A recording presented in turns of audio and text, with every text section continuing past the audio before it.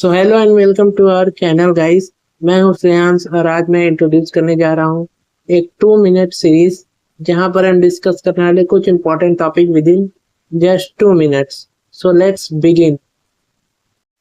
तो आज हम डिस्कस करने वाले हैं what are complementary goods and substitute goods.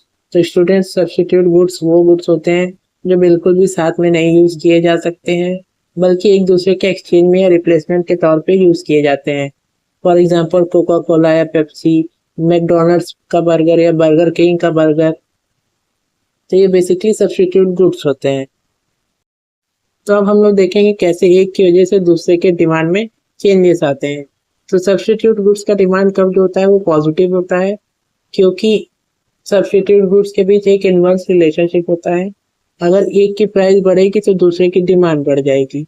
For example, अगर कॉफी की प्राइस बढ़ती है तो डिमांड बढ़ जाएगी टी की। तो इस वजह से सब्स्टिट्यूट गुड्स का डिमांड कर्व जो होता है वो पॉजिटिव होता है।